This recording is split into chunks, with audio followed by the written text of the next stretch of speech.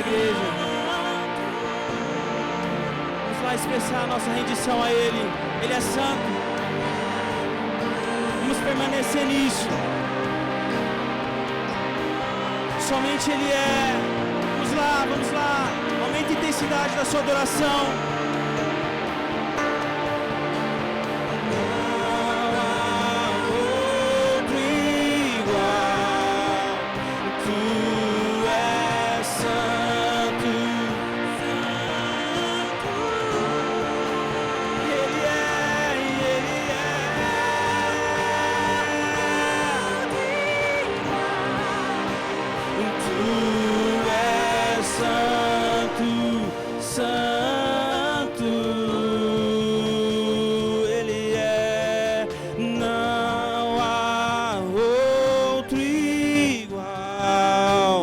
Tu és santo, santo,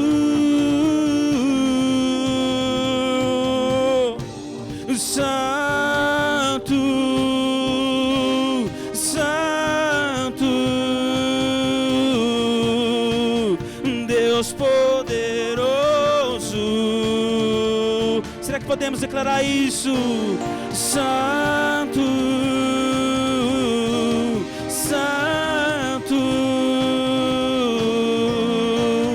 Deus poderoso, Ele é santo, santo, Deus poderoso, santo,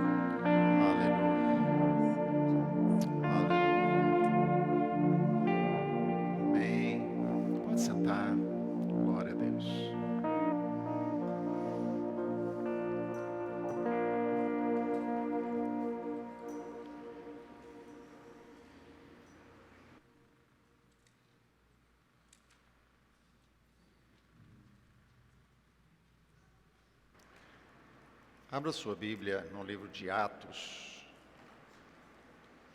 Livro de Atos, capítulo 7.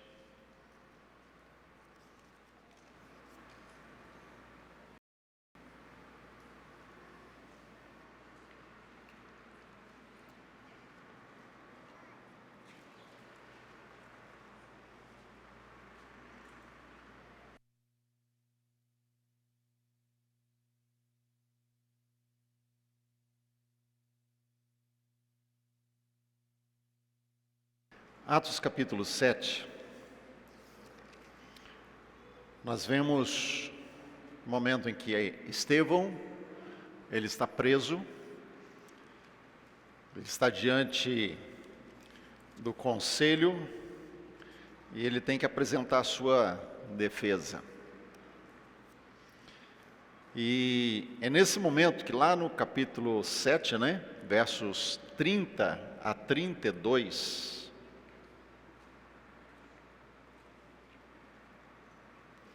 o texto diz: 40 anos depois, no deserto próximo ao Monte Sinai, um anjo apareceu a Moisés nas chamas de um arbusto que queimava. Quando Moisés viu aquilo, ficou admirado. Aproximando-se para observar melhor, ouviu a voz do Senhor que disse: Eu sou o Deus de seus antepassados, o Deus de Abraão, de Isaque e de Jacó. Moisés tremia de medo e não tinha coragem de olhar. Pai, nós colocamos diante de Ti essa palavra, o momento que vamos ter, que Deus, o Teu Espírito em plena liberdade, gere a revelação que nós precisamos receber. Que tudo aquilo, a Deus, que for transmitido, seja traduzido espiritualmente pelo Senhor, para que cada um receba na medida que precisa nessa noite, e receba direto do Teu trono. Eu peço, Pai, em nome de Jesus. Amém. O Deus de Abraão, o Deus de Isaque, o Deus de Jacó. A primeira vez que aparece esse texto é lá em Êxodo, no capítulo 3, verso 6. Ele está mencionando Estevão, ele fala a respeito disso. Em Êxodo 3, 6, diz assim: E disse mais: Eu sou o Deus de teu pai, o Deus de Abraão, o Deus de Isaque, o Deus de Jacó. Moisés escondeu o rosto, porque temeu olhar para Deus. Antes disso, a gente vai encontrar Deus falando com Isaque. E lá em Gênesis capítulo 26, verso 24, a Bíblia diz que na mesma noite lhe apareceu o Senhor e disse: Eu sou o Deus de Abraão, teu pai. Não temas, porque eu sou contigo. Abençoar-te-ei e multiplicarei a tua descendência por amor de Abraão, o meu servo. Mais um pouquinho para frente, depois de Isaque, chegamos em Jacó, em Gênesis 28, 13, a gente vai ler também: perto dele estava o Senhor, ele disse: Eu sou o Senhor, Deus de Abraão, teu pai, e Deus de Isaque. A terra em que agora estás deitado, eu te darei a ti e à tua descendência. É interessante porque essa ideia de gerações, essa ideia de família, permeia toda a Bíblia. Você vai de Gênesis ao Apocalipse. Você começa com Deus criando uma família em Gênesis, e você chega em Apocalipse e descobre Deus criando uma grande família de muitos irmãos semelhantes a Jesus. Então a Bíblia está permeada da ideia de família. É muito forte esse tema na Bíblia, a questão de linhagem, a questão de descendência. E quando a Bíblia fala de linhagem, descendência, quando fala de casa, não fala apenas do momento presente, por exemplo, do personagem Abraão, ou o momento presente de Isaque, de Jacó, mas ele está falando de algo que se estende por gerações. Então essa é a ideia de família, de algo que vai mais longe. No Velho Testamento, a palavra Beit, ou letra, Beit, ela significa casa. E a gente vai encontrar expressões tais como casa de Israel, a casa de Jacó, a casa de Judá, a casa de Davi, a casa de Levi e assim por diante. No Novo Testamento a gente vai encontrar uma palavrinha chamada oikos. E a palavra oikos também dá a ideia de casa. E aí nós vamos encontrar essa casa quando se refere a Davi, a casa de Davi, ou quando fala toda a casa de Israel, todo o oikos de Israel, a casa de Jacó. Então a gente pode passear pela Bíblia e vamos encontrar essas expressões. Em 2 Samuel 7 diz que a casa de Davi será firmada para sempre. E quando está falando de casa de Davi, ele não está falando da construção onde ele morava, está falando da descendência, está falando da linhagem, está falando de algo maior, do oikos, do beit. Então ele está falando de algo mais abrangente. A casa de Davi será firmada para sempre. Em Êxodo 16 diz que a casa de Israel escolheu o nome de maná para o pão que caía do céu. Em Juízes 6, Gideão tem aquele encontro com o anjo. Vocês conhecem a história. E então ele diz: eu sou o menor da casa de meu pai. Ele não está falando da construção, está falando da linhagem. Lá em Isaías capítulo 7, verso 13, diz sobre a casa de Davi e a linhagem real de Davi. Se a gente avança para o Novo Testamento, vamos lá em Lucas 1, 27, e a Bíblia diz que Maria foi desposada com José, que era da casa de Davi. Ou em Atos 2,36, quando Pedro se levanta depois do Pentecostes, ele está falando para aquela multidão que aparece ali, eles estão curiosos para saber o que está acontecendo no cenáculo, e ele se levanta para falar com eles, e ele diz para eles: saiba isso toda a casa de Israel. O Hebreus capítulo 3, versos 5 e 6, que diz que Moisés foi fiel em toda a sua casa. Então, quando a ideia de casa aparece na Bíblia, é muito mais do que a construção, a morada. A ideia de casa na Bíblia é muito mais abrangente, porque fala de gerações, fala de linhagem, fala de descendência, fala do antes, fala do durante e fala daquilo que vem depois.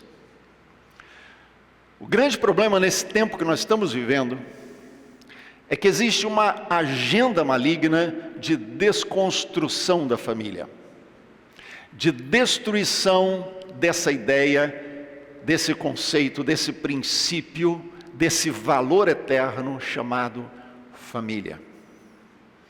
Então essa agenda que enche o mundo desse tempo que a gente está vivendo, que é principalmente destruir a figura paterna. E destruindo a figura paterna, destruir família.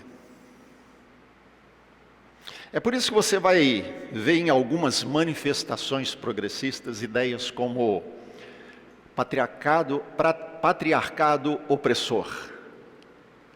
Não é? Está falando uma linguagem que é comum, que se ouve hoje, mas que faz parte de uma agenda de destruição da figura do pai.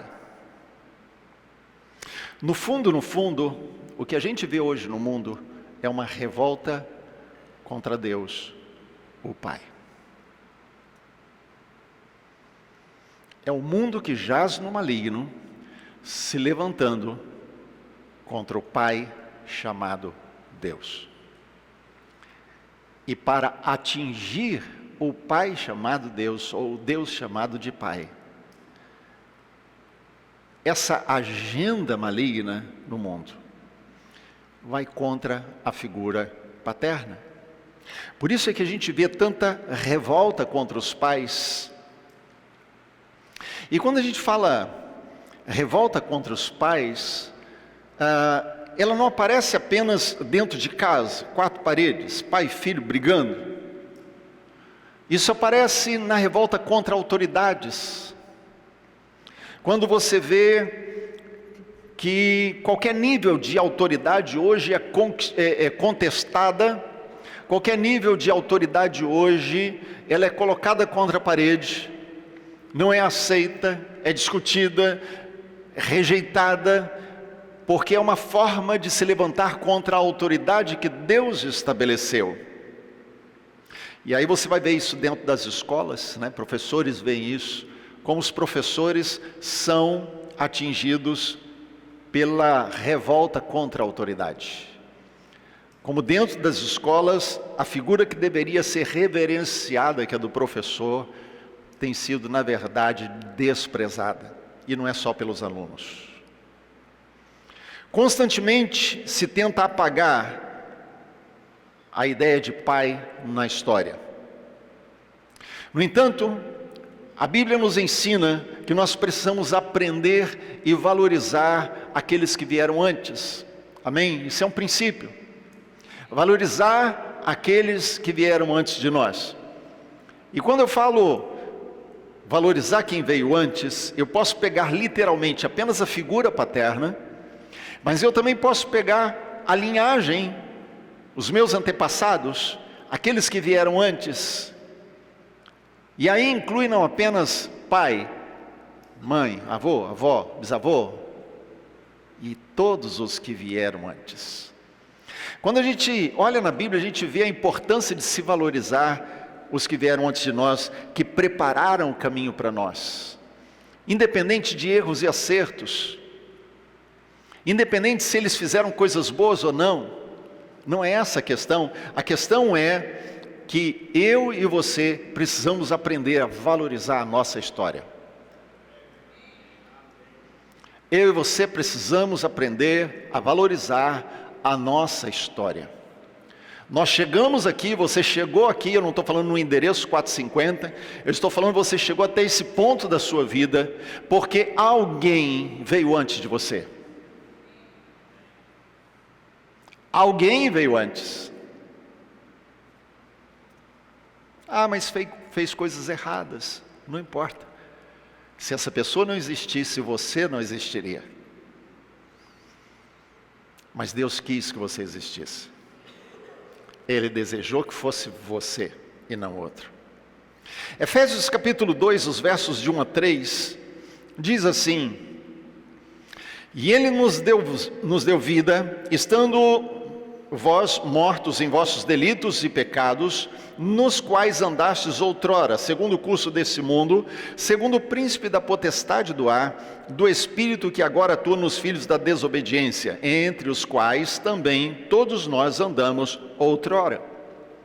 Então ele está dizendo aqui, e eu já usei esse texto aqui algumas vezes em culto, você deve se lembrar disso. Ele está dizendo que nós estávamos mortos nos nossos delitos e pecados, e andávamos nesses delitos e pecados antes. E isso era segundo o príncipe da potestade do ar. Uma das coisas que nós aprendemos olhando para isso é que existe um príncipe, existe um principado, existe uma autoridade que atua no mundo. A Bíblia diz que o mundo jaz no maligno e ele está sendo governado por uma agenda maligna. Há um espírito que atua no mundo e ele é chamado nesse texto aqui de príncipe da potestade do ar. Ele é o chefe dos poderes da atmosfera. Ele atua na atmosfera. Ele pode gerar a atmosfera, ou ele pode ser atraído por uma atmosfera. Então você pode criar uma atmosfera que atraia Deus, ou você pode criar uma atmosfera que atraia esse príncipe da potestade da atmosfera, do poder da atmosfera, da autoridade da atmosfera. Ou você pode ser atraído pela atmosfera que ele cria, dependendo de como esteja o seu coração. Agora você determina se você vai entrar na atmosfera dele ou não. Mas ele diz mais, o texto, pode manter o texto projetado ali, Manu. Então ele diz aqui, que esse é um espírito que agora atua nos filhos da desobediência.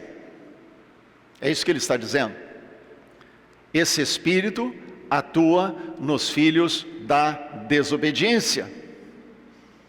Então, a atmosfera que esse espírito age, ou que ele cria, e que procura atrair as pessoas, chama-se atmosfera de desobediência.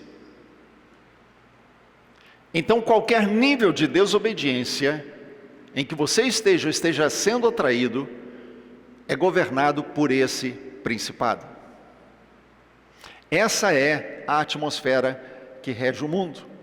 Por isso a gente vê filhos contra pais, pais contra filhos, famílias desestruturadas, autoridades sendo rejeitadas. A gente vê isso em todos os lugares, inclusive na igreja. Quando eu falo igreja, eu não estou falando só aqui. Vou generalizar, né? Mas se a gente for olhar e buscar, a gente vai ver quantas brigas, quantas divisões, quantos rachas, porque não se aceita a autoridade. Estão comigo? A consequência dos ataques à figura do pai se chama espírito de orfandade. Pode pular para elas. Essa é uma frase que você precisa guardar. Espírito de orfandade. A gente pode pensar em orfandade a partir da ideia da pessoa que perdeu os pais. Então, faleceu o pai, faleceu a mãe, é um órfão. E é assim, de forma simples, também que a Bíblia descreve. Um novo conceito surgiu ao longo dos tempos: órfãos de pais vivos. Então é aquela pessoa que tem pai, tem mãe, mas de alguma forma foram rejeitados, deixados. Os pais não estão juntos, às vezes os pais separam. Mas o espírito de orfandade que eu quero falar vai muito além disso, porque eu estou falando de um espírito. Estão comigo? Eu não quero falar simplesmente de uma pessoa que perdeu pai e mãe. Eu não quero falar apenas e tão somente de alguém que foi abandonado pelo pai e pela mãe. Eu estou falando de um espírito que rege o mundo do nosso tempo, na verdade, desde o início. Pessoas dominadas pelo espírito de orfandade são pessoas que carregam consigo um vazio, uma ausência de afirmação. São pessoas que têm dificuldade de aprofundar raízes. E porque não têm raízes profundas, não dão frutos. Porque na verdade, independente de ter os seus pais vivos, pais presentes ou não, são pessoas que não conseguem enraizar a vida porque estão sendo conduzidas, estão sendo levadas por um espírito de orfandade que rege o mundo.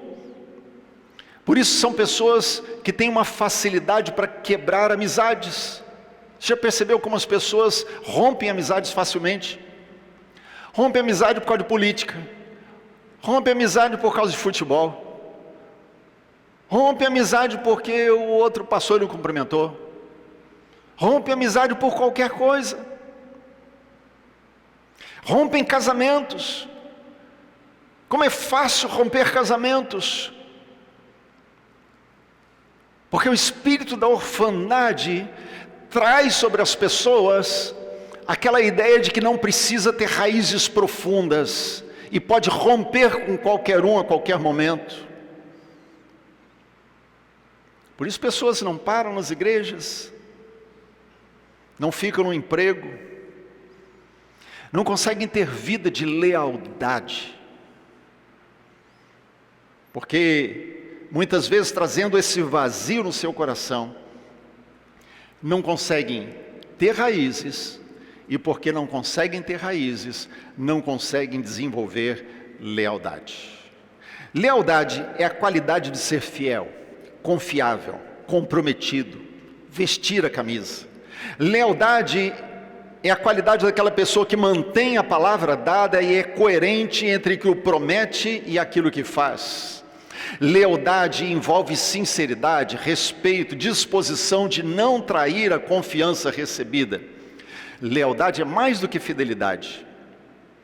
E aí vai ser projetado: lealdade é uma postura interna do caráter que se manifesta em atitudes de respeito, honra, sinceridade e compromisso. Por isso a gente vive numa época em que a gente vê as pessoas ofendidas facilmente. É uma época de muita ofensa. Às vezes a gente usa a expressão mimimi, né? Mas as pessoas se ofendem por pequenas coisas. Pessoas se ofendem por qualquer assunto, qualquer acontecimento. Por isso tem dificuldade de permanecer na amizade, tem dificuldade de permanecer no casamento, tem dificuldade de permanecer no emprego, tem dificuldade de permanecer nos relacionamentos da igreja. Não tem tolerância para a crise, se ofendem facilmente. Orfandade é o mal desse mundo, desde o Éden. Lembra comigo Gênesis capítulo 3. Aliás, voltando antes, a gente vê Deus cria o homem, cria a mulher, coloca no jardim, dá a eles um templo para eles serem adoradores, servir ao Senhor, e a partir daquele templo Éden, espalharem a glória de Deus sobre toda a terra. Mas chega um momento em que o homem e a mulher decidem desobedecer. Então, quando eles desobedecem, quando eles rompem com a autoridade, quando eles decidem que não querem se submeter, quando eles decidem que não querem seguir as regras, quando eles decidem que eles não querem ir de acordo com o que estava acordado, o que estava decidido, o que estava combinado, quando eles decidem romper, o que acontece com eles? Eles têm que sair do Éden, têm que ser tirados do jardim. Sabe o que acontece ali naquele momento? A orfandade toma conta do coração da humanidade. Porque aquele que era pai, os 2 filhos disseram: não te queremos mais.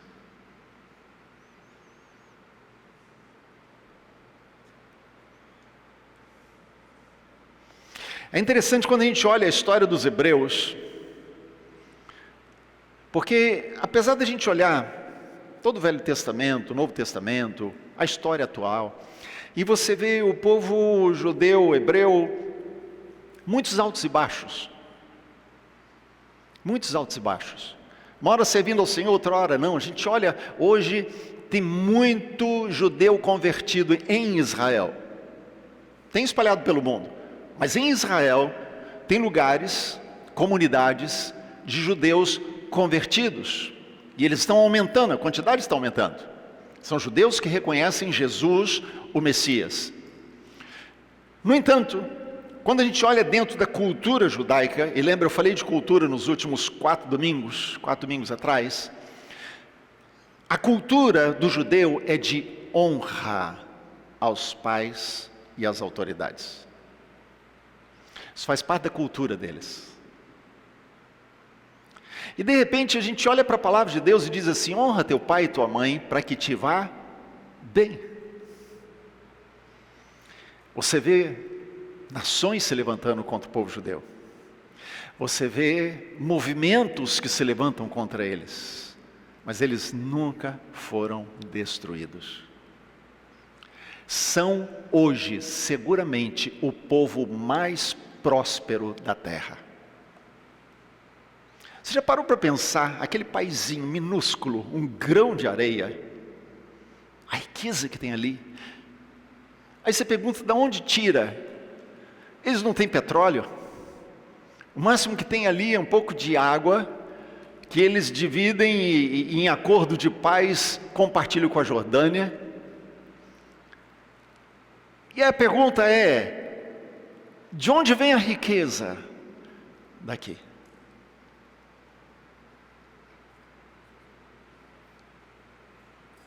Deus deu a eles inteligência e dá a eles dias muito bons de prosperidade, porque eles aprenderam a honrar.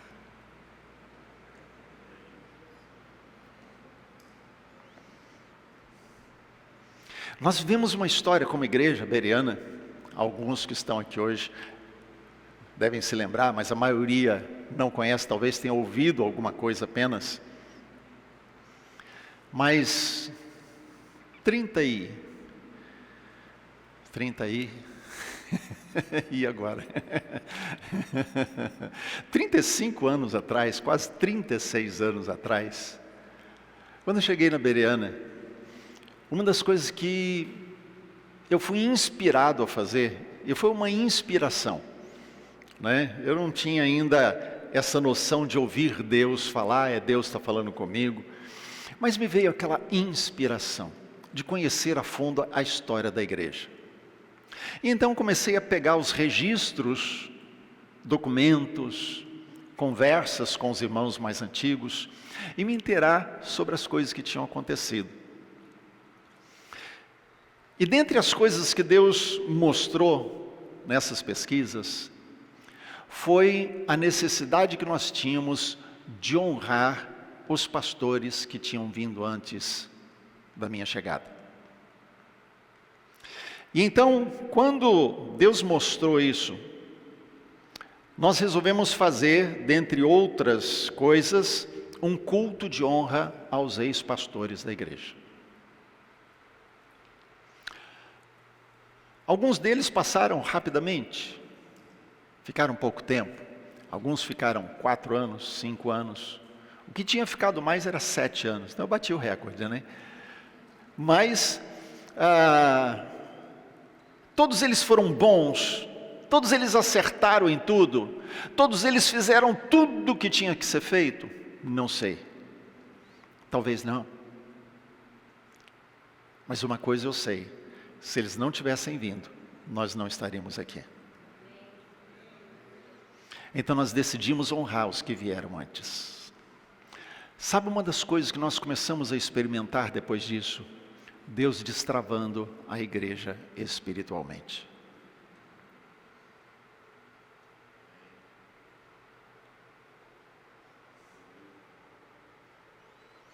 A Bíblia fala a respeito de um homem, um general, um homem importante para Davi, chamado Absai. Ele era sobrinho de Davi, ele era irmão de Joabe, que era o comandante do exército de Davi, ele era irmão de Azael, que era um guerreiro muito veloz, muito bom. E lá em 2 Samuel capítulo 21, os versos 15 a 17, vai ser projetado aí, 2 Samuel 21, de 15 a 17, diz assim: Fizeram os filisteus guerra contra Israel.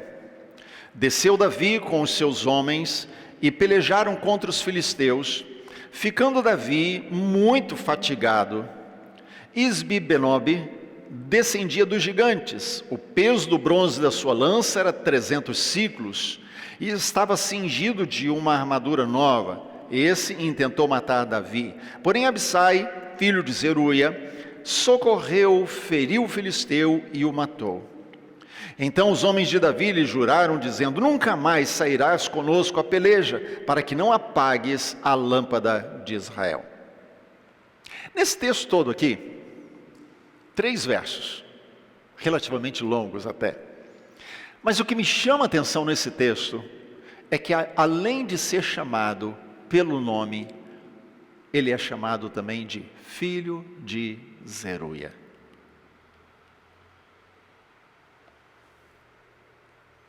Você identifica isso no texto? Porém, Absai é o nome. Filho de Zeruia, descendência.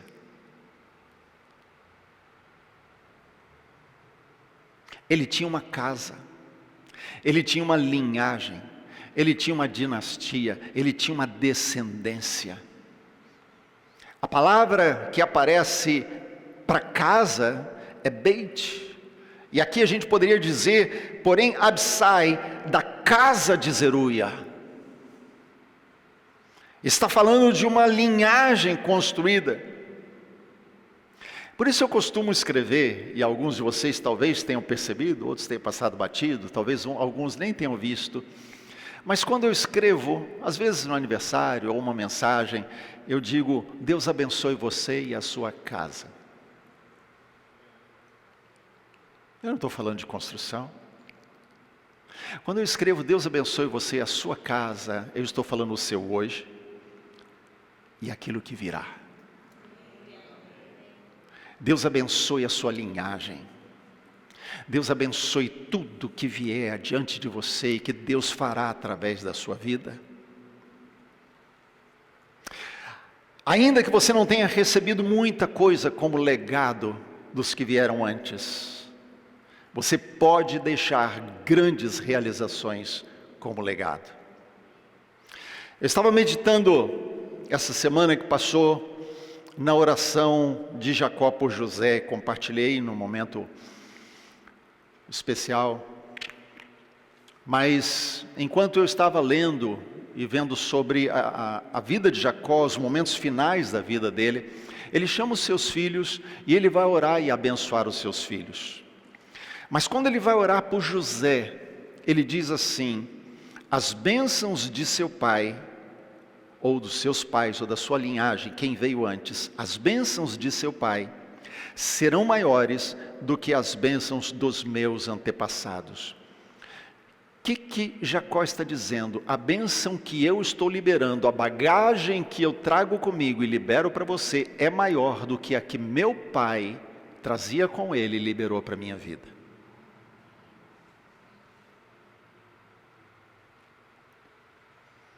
Estão comigo? A bagagem que os teus pais trouxeram com eles e transferiram para você é menor do que a bagagem que você tem potencial de deixar para quem vem depois. Por isso, quando a gente olha a Bíblia sobre legado, a gente descobre que legado é crescente. Você não recebeu algo da sua família, dos seus antepassados, de Deus, e você pode dizer: eu recebi isso, é tudo que eu recebi. Na verdade é um crescente.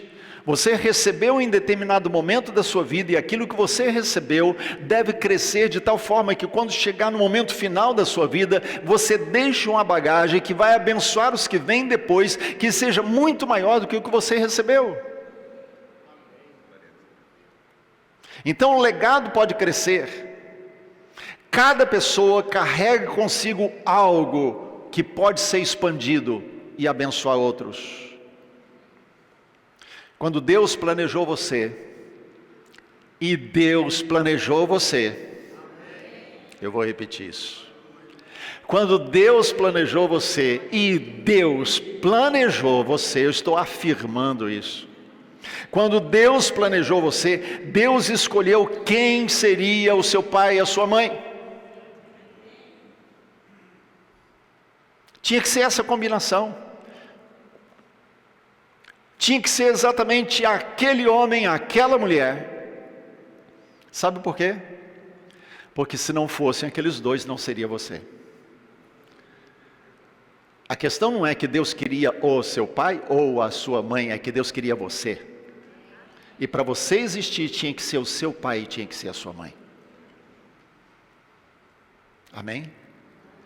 Isso é tremendo. Porque Deus, Ele é tão soberano, tem o controle de todas as coisas, que Ele é capaz de construir as situações e conduzir a história, de tal forma que de alguma forma, duas pessoas vão se encontrar. E alguém será gerado. E esse alguém é quem Deus desejou desde antes da fundação do mundo.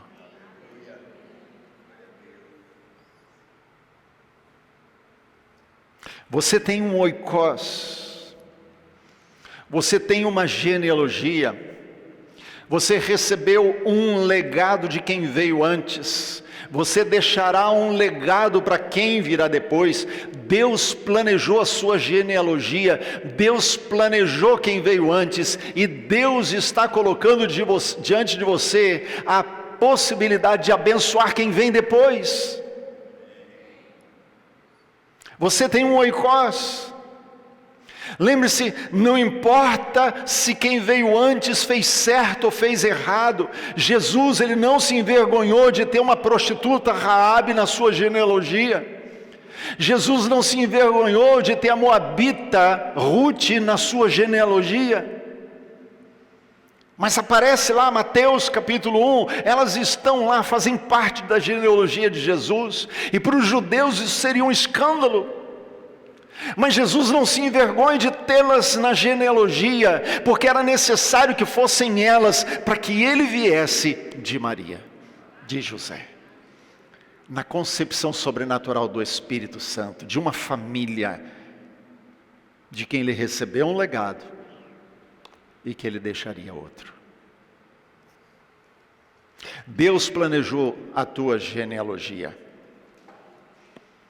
mas mais do que isso, Deus te deu um pai, que é sobre todos os pais. Ele te deu Ele mesmo por pai. Deus te deu uma genealogia, mas Deus te deu um pai sobre todos os pais. Ele te deu Ele mesmo por pai. Talvez o teu pai tenha te decepcionado em algum momento. E qual é o pai que não decepciona? Qual é o pai que é perfeito, que nunca erra? Talvez seu pai tenha decepcionado de alguma forma em algum momento, mas Deus o escolheu para estar lá atrás na sua história, para que você existisse, para que você não sofresse com o espírito de orfandade. Deus então decidiu se dar como pai sobre o teu pai.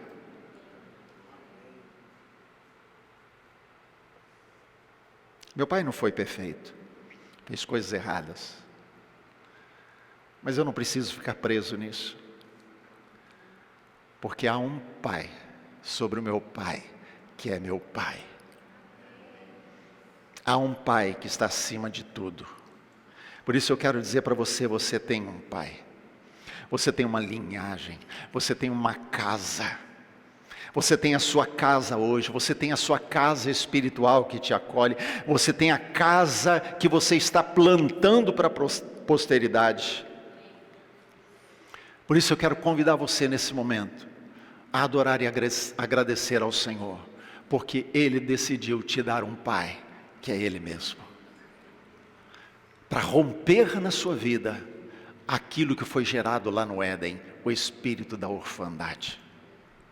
Para que esse espírito não reja mais a sua vida, não conduza mais as suas ações, não seja parte dos teus planos, não seja aquele que vai conduzir as suas ações, mas que esse espírito de orfandade perca a força na sua vida, e você possa viver de forma plena, porque Deus, o Pai eterno, está sobre a sua vida e conduz a sua vida hoje.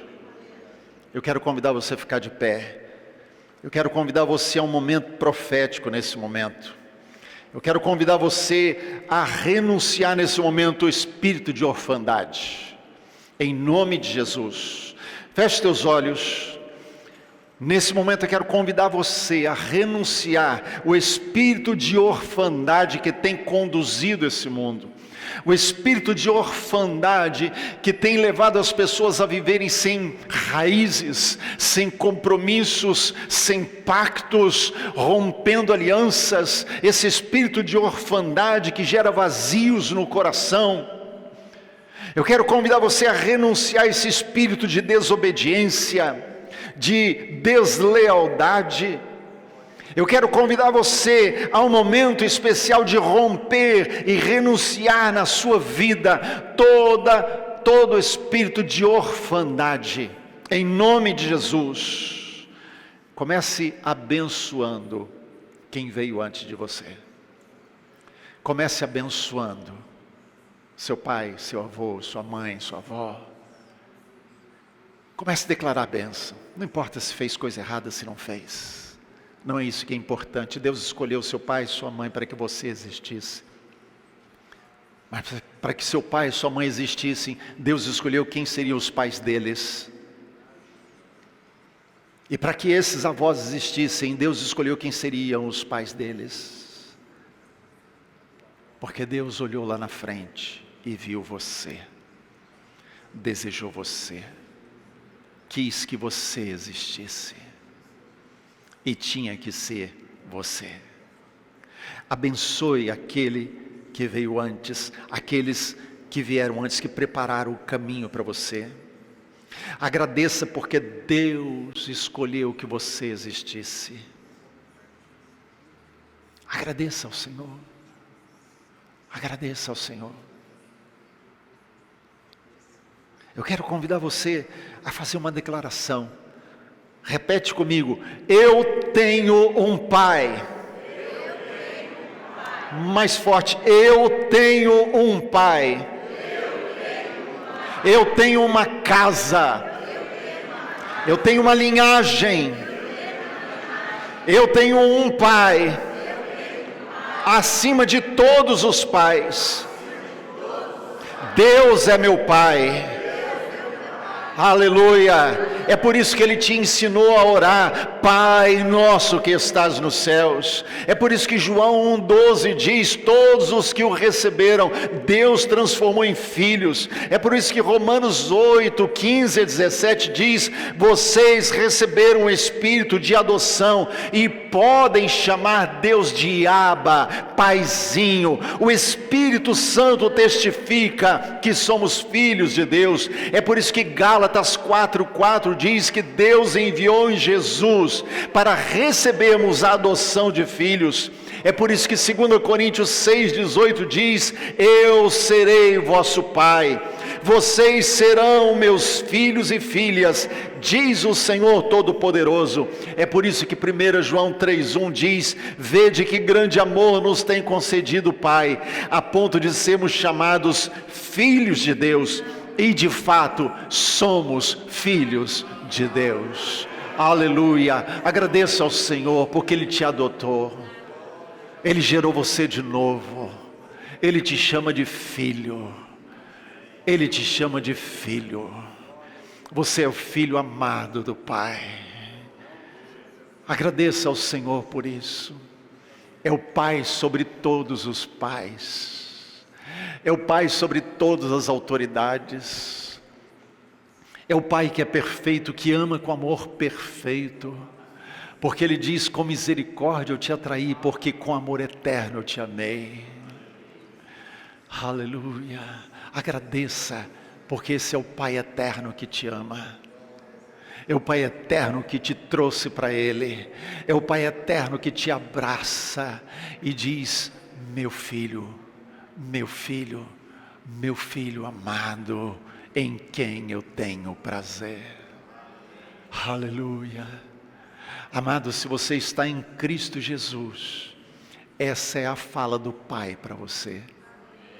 Você é meu filho amado. Você é meu filho amado. Você é meu filho amado. Eu tenho prazer. Eu tenho prazer. Eu tenho prazer em você. Aleluia. Agradeça ao Senhor por isso. Agradeça a Ele. Levante uma palavra de adoração. Falas de gratidão. Bendiz ao Senhor, porque Ele é tão bom. Ele olha para mim e para você, sabe que somos pó. Ele sabe que somos como a neblina, que logo se desfaz e acaba. Mas Ele olha para mim e para você e diz: eu decidi te chamar por filho. Eu decidi dar a você a mim mesmo por Pai. Aleluia. Aleluia. Obrigado, Senhor. Obrigado, Senhor. Obrigado porque só o Senhor pode fazer isso. Só o Senhor pode fazer isso. Obrigado, Abba. Obrigado, Paizinho. Obrigado, Senhor. Somos teus.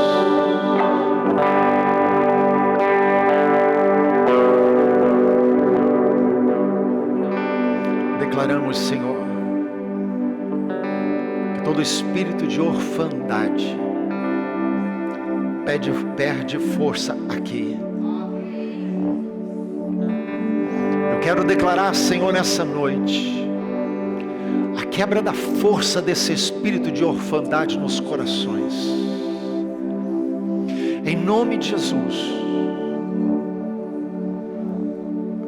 Que o domínio desse espírito de orfandade cesse agora. Em nome de Jesus. Para que comece algo novo, um tempo novo. Que cada um aqui, Senhor, independente de pais vivos ou não, sejam movidos pela Tua paternidade. Independente de serem órfãos físicos ou órfãos de pais vivos, mas que o espírito de orfandade que tem regido o mundo cesse agora de agir nos corações. Em nome de Jesus. Em nome de Jesus. Em nome de Jesus. Para cessar hoje. Para cessar hoje. Para cessar hoje. Para cessar hoje. Em nome de Jesus. Em nome de Jesus. Em nome de Jesus. Em nome de Jesus. Aleluia. Aleluia.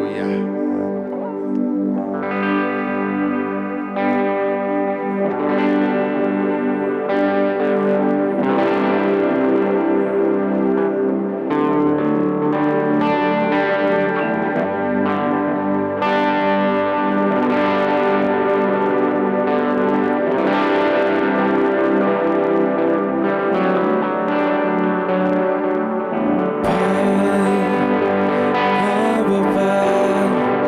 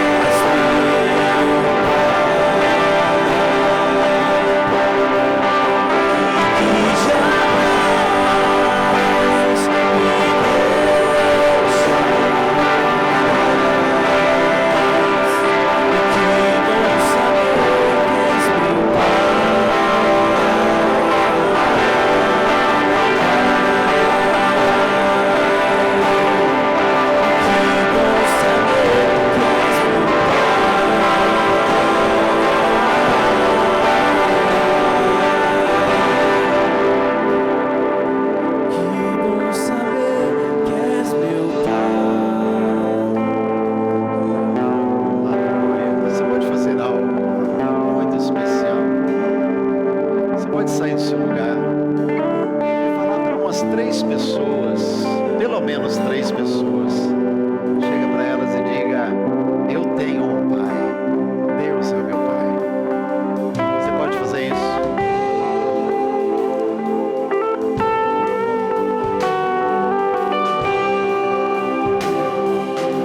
Eu tenho um Pai, Deus é o meu Pai.